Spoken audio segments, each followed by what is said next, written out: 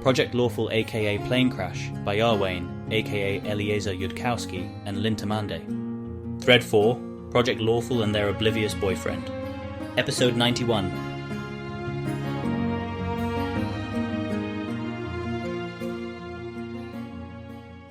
"Child," says the flesh golem. Asmodia startles up from her scrap paper, the current pages covered with less interesting and powerful numbers than pages previous, along with new notation she invented that probably doesn't make any actual sense. She didn't have time to check whether it did. 15 minutes isn't really much time to think about anything. P4, 3, E2, E1. "Most High," she says, and hurriedly rises up so she can prostrate herself. She's going to have to give the crown back now. She's been trying not to think about it. "Rise. Security, give her a fox's cunning." Even as it speaks, the husk of the Most High moves to tap the rising Asmodia with an owl's wisdom as well. Kindness? Don't be absurd. Both spells will still wear off. The plan simply calls for Asmodia to remain intelligent and articulate while speaking to the reincarnate, Aspexia Rugatone. Even so, as the crown of the Most High is lifted from Asmodia, she can feel herself diminishing. The awareness of Asmodia shrunk, the force of personality and splendor that drove her vanishing like so much smoke. She does not protest, and perhaps die. Asmodia has somewhat to live for in Galarian now. And Aspexia Rugaton is once more. She ceased to exist only briefly, saving perhaps some uneasy dreams. Did you, in your own opinion, have a productive hour and 45 minutes? I expect Sivar to be impressed once I have had time to explain to her, Asmodia states. In this, she is confident. She will be very surprised if Sivar's assessment does not back it up. I solved 7 problems that Keltham left to us. The 7th was the key to the game of deceiving Dath Ilani as I had thought it would be. And we made some progress on the most urgent issues of that game, with myself wielding that fragment of the law of probability, which I had completed myself as mathematics from Keltham's hints in words. Encouraging if true, that Asmodia evidently believes it is not of very much weight. She shall see what Sivar says of it. And your last 15 minutes? I suspect I failed at your problem. It is possible I could do something given more time, which I do not expect to receive. Asmodia says it without very much fear. She has made a lot of evident and verifiable progress on what was said to be the more important problem of the two. And she was told she wouldn't be harmed if she showed prudence. Oh, failed? How so? I tried to think of clever solutions to the posed problem using the law of probability, but everything I thought of that way ended up seeming stupid to me, like something that wouldn't save the 3-year-old in the dungeon in reality. In reality, the only solution I can see is just actually follow your instructions. Give me an example of such a clever solution, which you then rejected.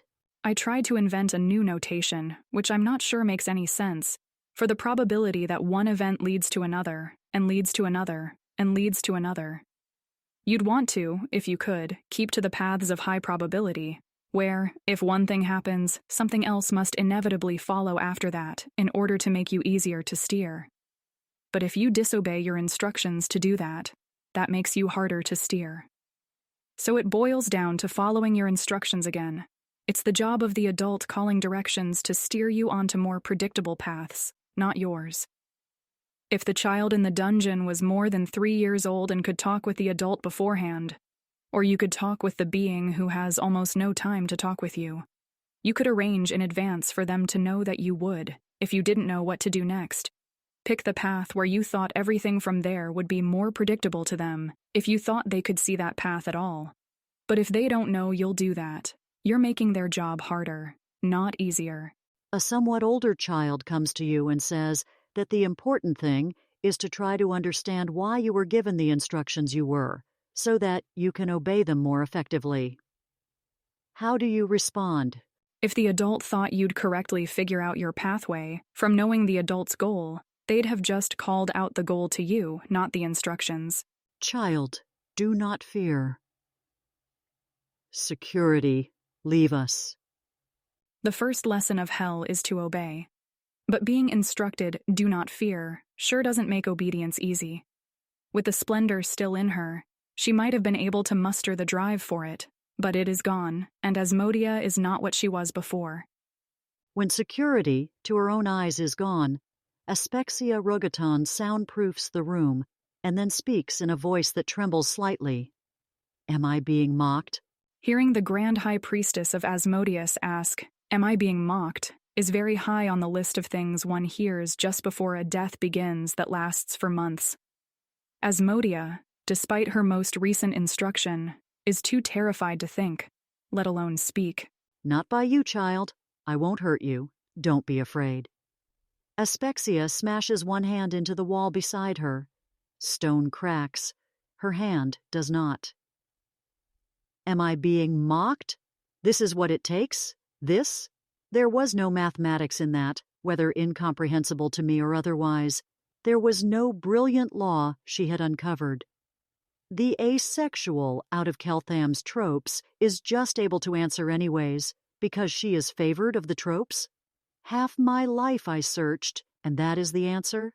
The only answer, I now have little doubt, after seeing it, that I am ever to receive. Do the tropes think it wise to mock me so? Do they think I cannot find a way to injure them in return? Asmodia does not move, does not speak, but she thinks, wait, did I get it right? Yes, child, spits out Aspexia Rugaton. You answered as rightly as anyone except myself has ever answered. You answered perhaps better, for in all my shrieking specific corrections at others, over and over and over again, I never once managed to articulate in words the principle that if Asmodeus had thought you able to pursue the greater goal from knowing it, he would have told you that goal and not the specific instructions. If any seventh circle priest of Asmodeus had answered me so, I would have appointed them my successor upon that very spot. Had a first circle cleric so answered, I would have taken them as apprentice. And now?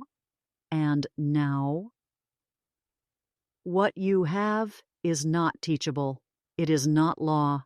You have it because you are Keltham's asexual, not because you are his student. And you are not loyal to my lord. Do not bother denying it. You could never take my place, even had your soul not already been bought away. You fear hell. Your one wish was oblivion in its stead. So in time I will die, and leave instructions to my hapless successor to consult you on all such matters, and never once trust you, and if you do serve faithfully, you will be granted a baton at your life's end as you wished. Rejoice, for you will receive all that you ever wished for. I did use law, though, or something like that, I think. To Aspexia, Asmodia's detected thoughts are flickering between presence and absence in a strange way, as if she is with augmented self-discipline quashing some deadly thought over and over again, fast enough that it never manifests at all.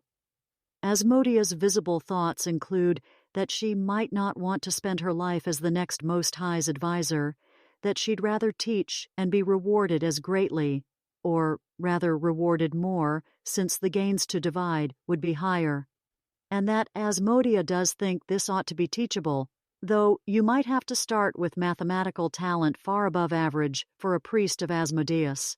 It does not take more than an instant for Aspexia Rugaton to master herself. Speak on, she says, sounding emotionless in lieu of many possible emotions. Keltham doesn't talk to us constantly using numbers. Maybe if he was speaking in his native tongue, he would. He often complains of how poorly suited Taldane is to thinking.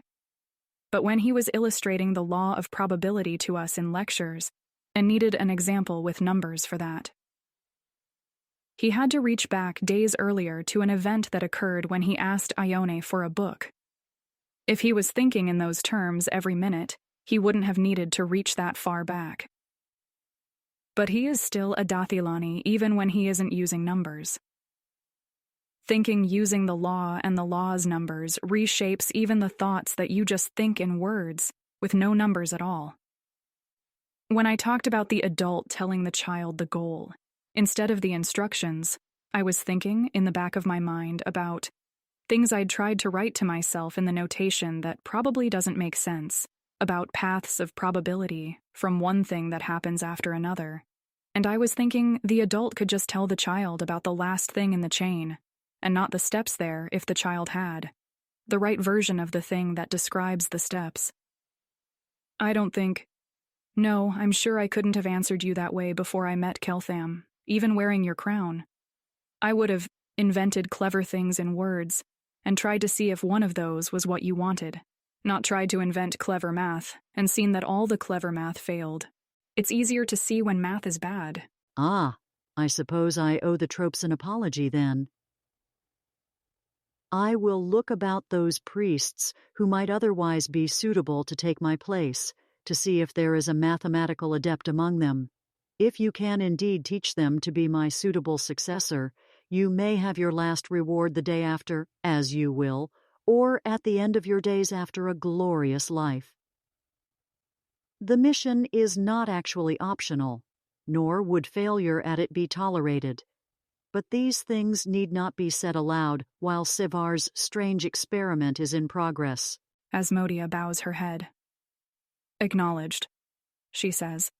All her thoughts are consumed with trying to restrain the continuing fear, and have fewer of her thoughts be unreadable shit she did it again needs a distraction. The headband that Project Lawful requested for me. At least +4 wisdom, and anything else that can be found, including splendor. It is very needful to keep Keltham deceived a little longer, and the more of his law we possess, the more likely I am to be able to teach wizards. I will hear from Sivar after she's reviewed your performance and come to a decision there. Aspexia Rugaton says coldly, You are dismissed from this place. Go.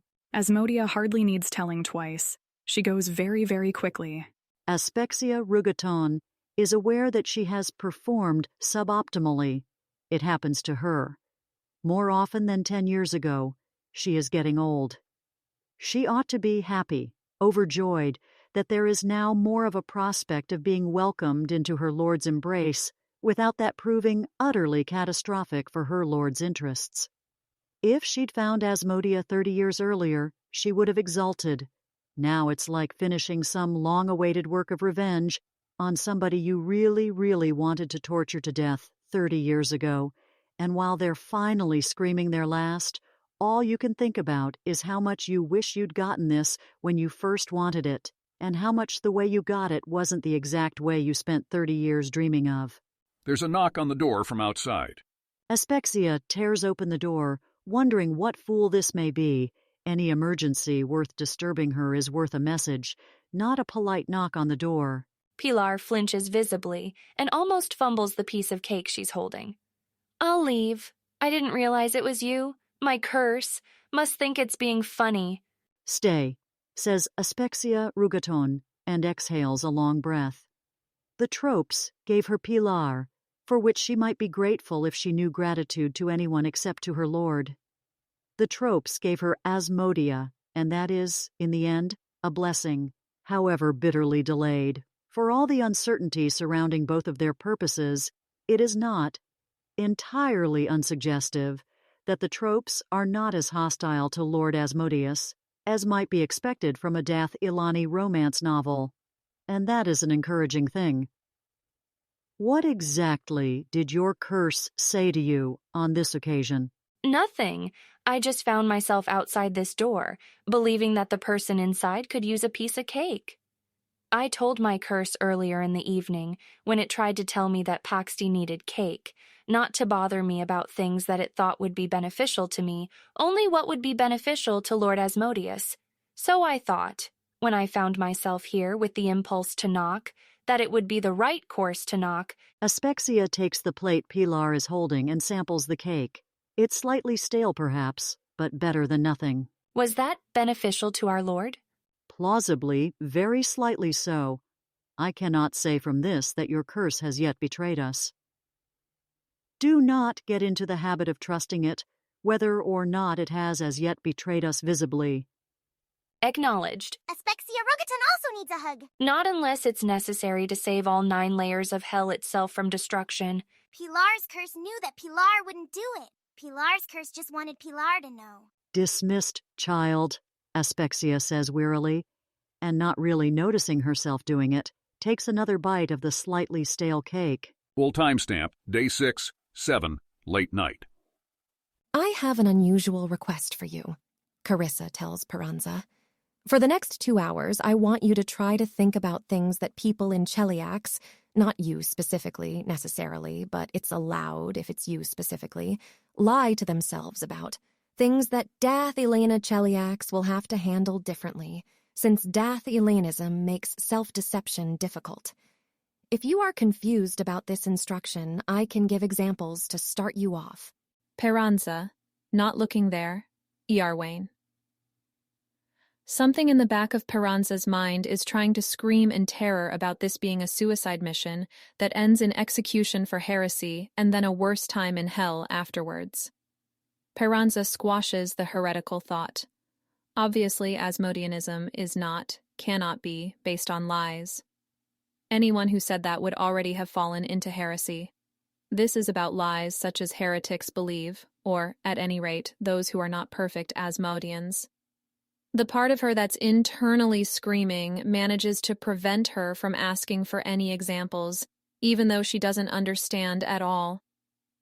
Probably the point of this exercise is to see what she ends up understanding. Right.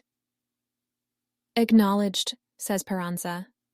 If Sevar has a detect thoughts up, or is on relay with security who do, she might be informed that Peranza's thoughts are not full of understanding. Carissa gets that on relay from security and wants to scream. When you are explaining things to small children, you might say, the sun is a big ball of fire, even though my understanding is that technically the sun is a different thing than the contents of the elemental plane of fire. Not the truth, just the closest example they have the capacity to grasp. Many of the things we believe are the version for mortals of truths that mortals can't fully understand. Does that make sense? Of course, Peranza says, feeling very relieved. She just needs to list out things that she knows she doesn't fully understand. There isn't even any terror in it. The part that was screaming is not that smart and can't read that far ahead in this game. Ione, who is a heretic and therefore wise in the ways of heretics, maybe she's just being stupid, we'll see, thinks that when we all start learning Dathalanism, we'll start questioning the version for mortals we're given, and we can't go to a priest for counsel because our worries are going to be ones outside the space of normal mortal errors, and then we'll end up in trouble. We are trying to get out in front of that by finding all the possible errors we might run into, now instead of in front of Keltham.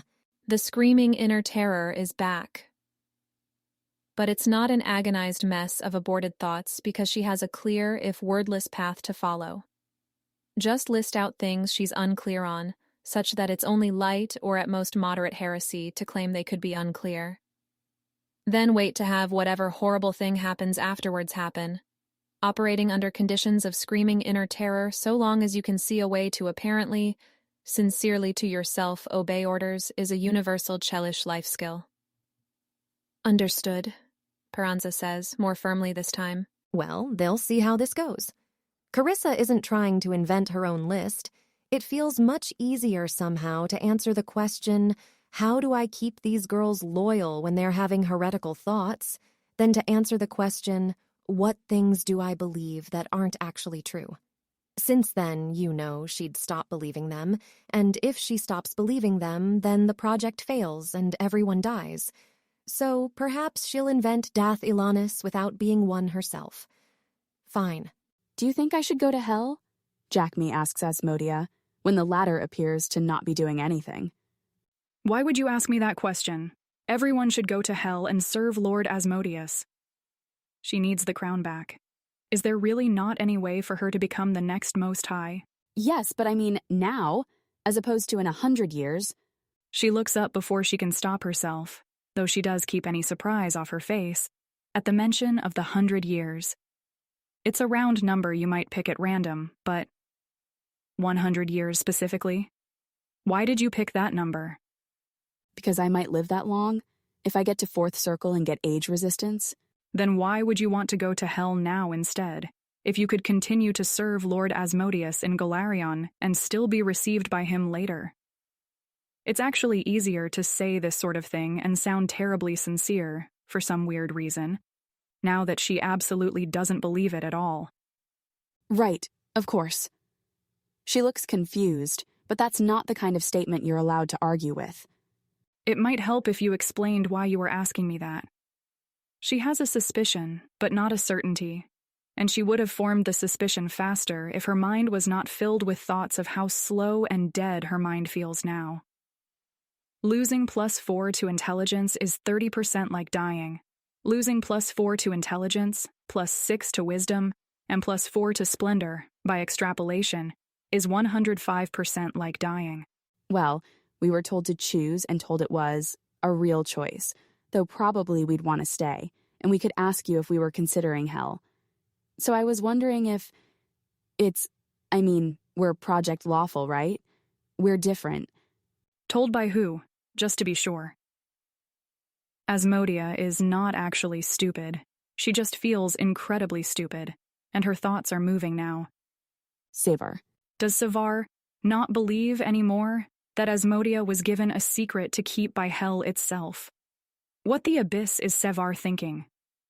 Asmodia should, perhaps, have just showed Savar Gorthoclek's message. Has she screwed up? Has she failed her unknown patron? And then Asmodia's thoughts move faster and calmer. She is not what she was, but she remembers. Asmodia did figure out she is not stupid now, let alone then. She did figure out that Aspexia Rugaton's question might be about how Asmodia sees a mortal worshipper, and then Asmodia didn't mention that part at all, because she'd been clearly instructed not to think about the why and just solve the question itself. The tropes, if they are real, are not mostly blind like Asmodeus. The tropes can see precisely and navigate precise futures. Then Asmodia can perhaps reason that what is happening now was intended to happen. And if the tropes see not perfectly, but still far better than Asmodeus, Asmodia can reason about ideas like keeping to more predictable paths, and the tropes will know what she thought about it, if she thought a sufficiently predictable thing. But Asmodia would have to think more on this new form of the Most High's question before she dared anything like that, preferably think with more cunning and wisdom. Give me a quiet minute to think, Asmodia says. Maybe it's already too much of a giveaway, saying that. But Savar clearly considers the away already given, and Asmodia does not get to dispute that, for she has already lost that game. But suppose nonetheless that Asmodia has not failed her patrons yet, by events coming to this point. What then do her patrons desire of her? Asmodia cannot guess, and she has been given no instructions at all. Look inside herself. Act on impulse. Would that help her patrons? Would that help the tropes? Is she easier to steer if she acts on predictable impulses and lets herself be subject to frequent correction, rather than trying to hold fast to a course where she does as little as possible? Asmodia needs the crown back, and longer than 15 minutes to think. She has not been given instructions. Perhaps that is because she can deduce the goal, and because her own thought can prove adequate to reach it. The meddling gods, who might be below real tropes or above fake tropes, or both at once, do seem to want Project Lawful to succeed, or keep going, at least for now. They could have let Nidal smash it, or a sword take Keltham. They did not. Then, all right, look, Savar should not actually have told you that, given what she believes, but what happened to me in hell did suggest that Project Lawful girls might get special treatment. Might. It might have just been something they did for me because I was the first Project Lawful girl they actually got to see. They grabbed me away from the standard, bad, painful situation. My contract devil put me in. Stuff happened I'm not talking about. But at the end I was put somewhere I'd end up in good shape when I got back, which I don't think is at all usual. I don't know if that works for you if you're not staying on the project. I would not advise dying just to test it. I'm not sure that hell would be amused. or her patron, for Ericura did say that the price that had been paid was very high. But if what you're looking for is a tiny shred of hope that Sever is right about anything, fine. Yeah, that happened. I wouldn't rely on it, so my advice is for you to stay on Galarion for those 100 years, if you can. If hell is even better for Project Lawful girls than for everyone else, you can always go there later. Chelish people don't say thank you. Jackme nods silently and flees. Nefreti, Klepati, Lintamande. Nefreti Klepati does not prostrate herself before the pharaoh of Osirion. Nefreti Klepati casts a very powerful illusion of herself gracefully prostrating herself before the pharaoh, and stands at the illusion's feet, smiling cheerfully at the pharaoh, who is a powerful enough cleric in his own right to see through it. But his guards aren't, and anyone who might carry away rumours is not, and it's not, actually, a fight the pharaoh of Osirion can afford to pick with Nefreti Klepati. He needs her more than she needs him, and they both know it. Rise, says the pharaoh of Osirion, and there are very few people on Galarion who would detect even the slightest trace of irritation in his voice.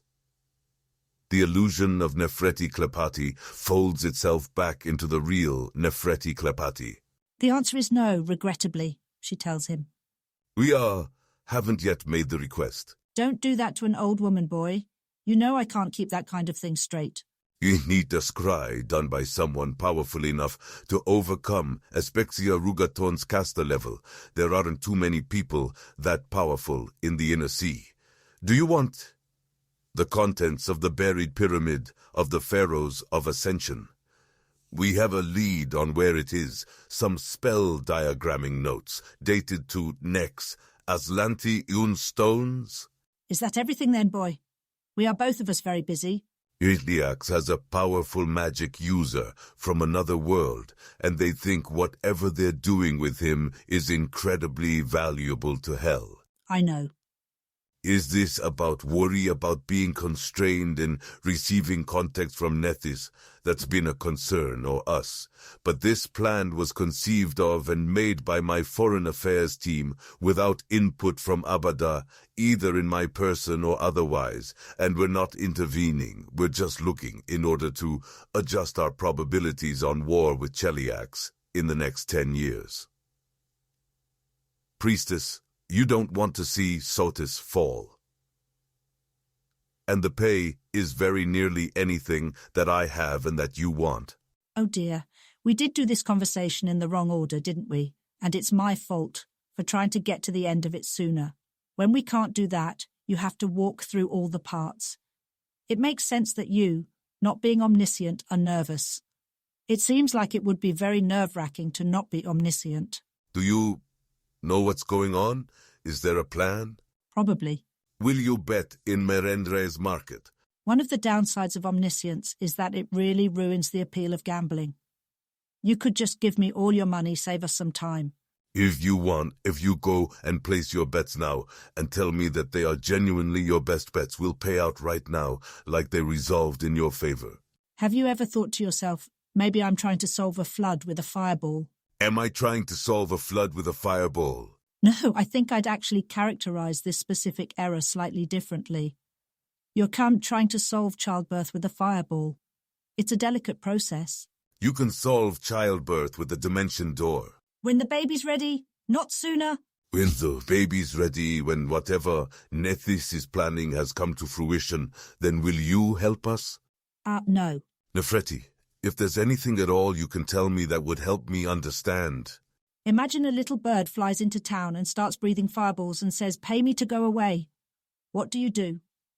Kill it! But what if it only wants a little bit of gold to go away?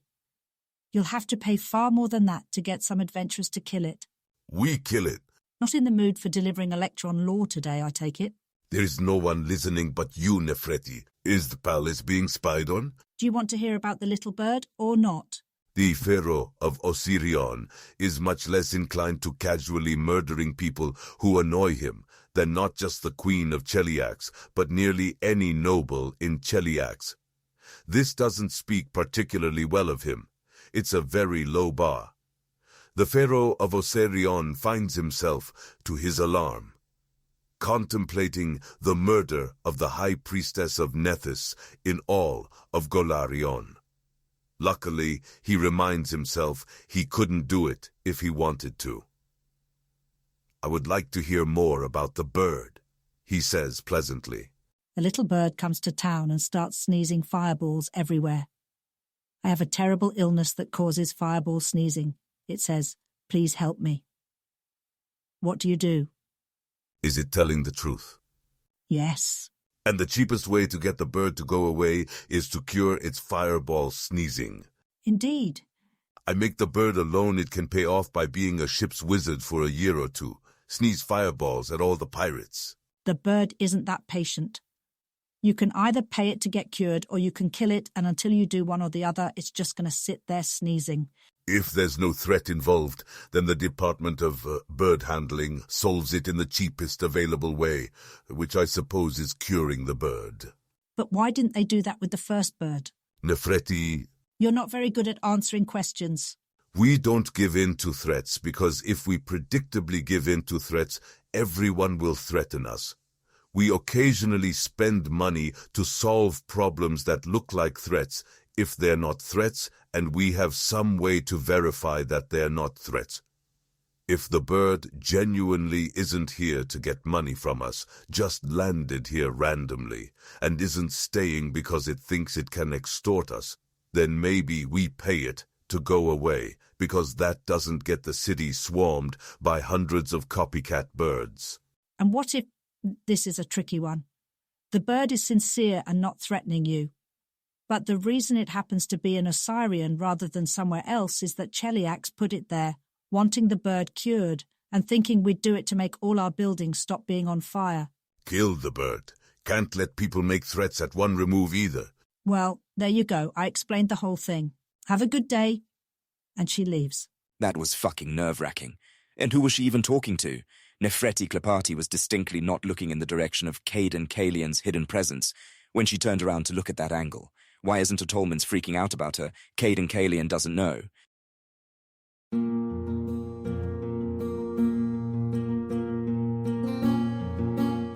If you wish to support this AI reading and others like it, please visit patreon.com/AskWhoCastsAI.